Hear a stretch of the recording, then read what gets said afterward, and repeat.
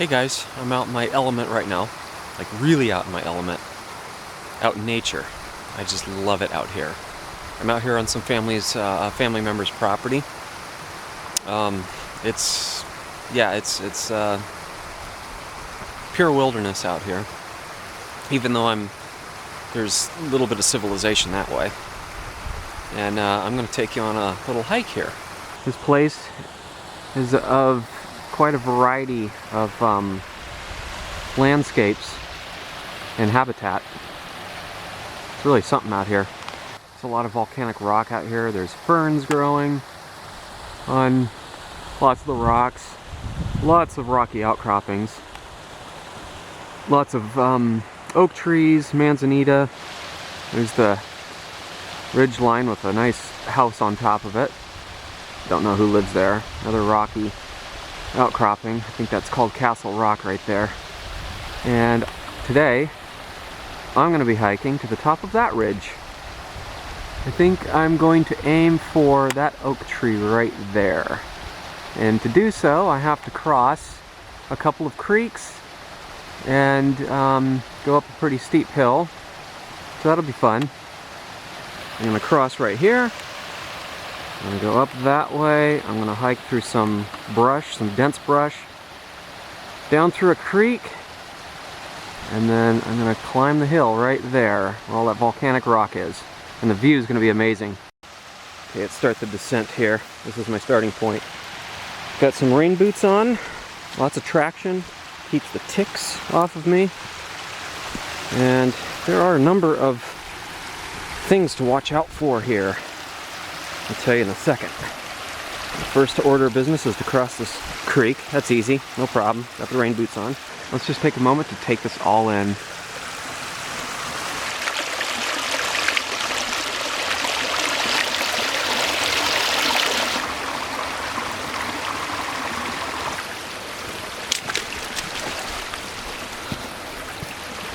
So I come to this place a lot. It's very relaxing. So the dangers, as you can see, there's a lot of rock here. So your footing is one issue. And you see how these rocks have lots of crevices in them. This is prime rattlesnake habitat, and there are tons of rattlesnakes and rattlesnake dens out here. But it's winter right now, middle of winter, and they should be all mostly hibernating. But you have to remember that sometimes on really warm or warmer days than usual, snakes can actually come out of their dens, even on a winter day. So I'm still keeping an eye out for snakes. I'm gonna cross another creek.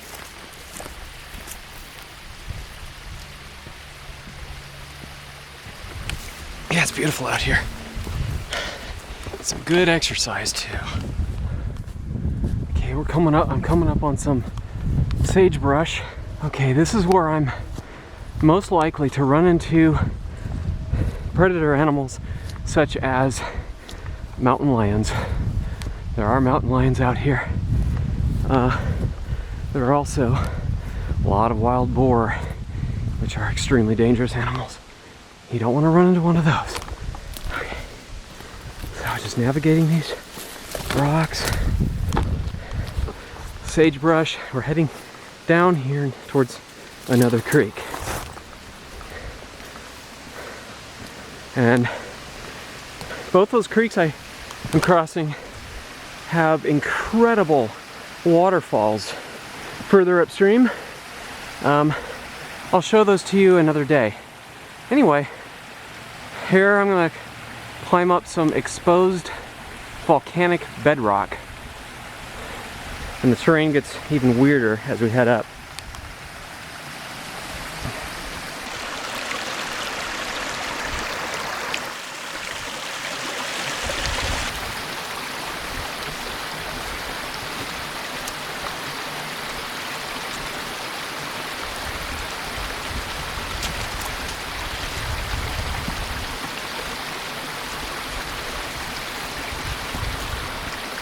Those rocks I was climbing over to cross the creek are covered in moss, which means they are extremely slippery. So, you have to be super careful when you're out in the wilderness. One fall, and it could be all over for you. Shouldn't generally be hiking alone either, but I do it all the time against my better judgment. Yeah, and in a survival situation, you have to be even more careful to avoid accidents because you may not get out of there alive. Okay, gonna head that way. This is what I'm hiking down for, or hiking up. The terrain I'm hiking up is pretty steep. Some more sagebrush. It gets very hot in summer here, over 100, and very dry hillside because there's almost no topsoil on top of this bedrock. So the only thing that can grow where I'm walking right now is sagebrush. So it kind of looks like a desert. It's a big rocky outcropping uphill there. There we go. Okay, let's stop for a moment and look at the view behind us. Nice.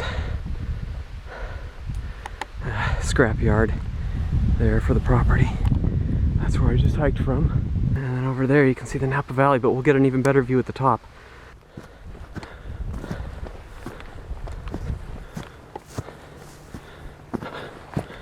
Okay, I think I see a way through this rock. Right there, to the right of that little scrub oak tree. No, wait a minute. No, this is a better route. This is the weird, rocky, volcanic rock I was talking about.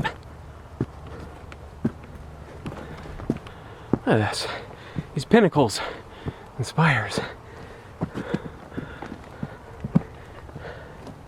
Very odd looking. This is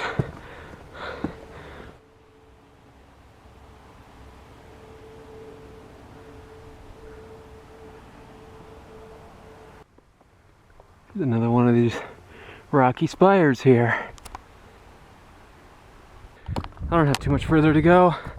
There's that tree I was talking about, or my ending point, my target point is. On this side of the property there are a lot of coyote, but I don't consider them to be dangerous in any way. So I'm not too worried if I were to happen to encounter one, and I have encountered them before. Almost there. So right now I'm sweating pretty hard. I got sweat actually dripping into my eyes, and if you find yourself in a survival situation, you want to minimize sweating for two reasons. One, when you sweat, you lose valuable moisture, and you don't want that. Dehydration is a real concern when you're out in the wilderness. And two, if the weather's cold, the sweat can induce hypothermia, another thing you do not want.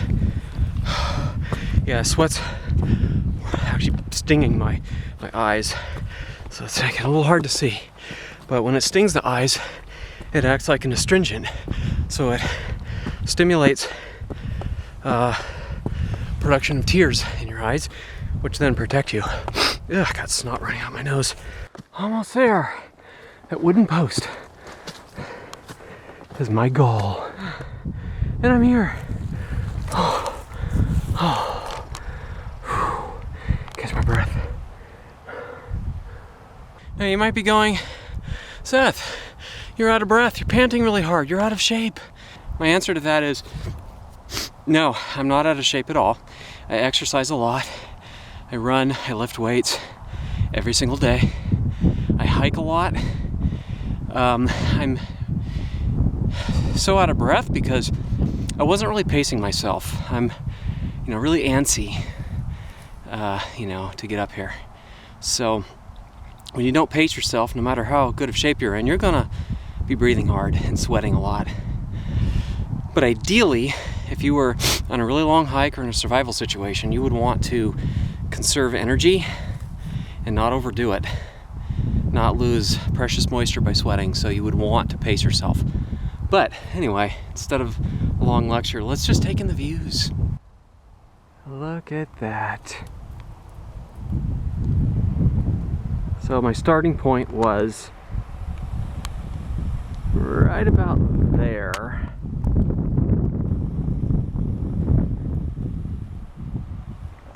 Okay, so let's go over here a little bit.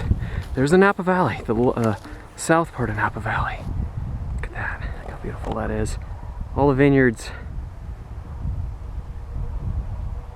I'm really zooming there. There's the Butler Bridge and the Napa River. Can't see San Francisco from up here though. There's more of the valley. Oh, that's beautiful, isn't it? That was so worth it. That's all for today. I hope you enjoyed this hike with me, and in another video like this, I'll show you the rest of the property. I'll show you the waterfalls and some of the other beautiful features found here. So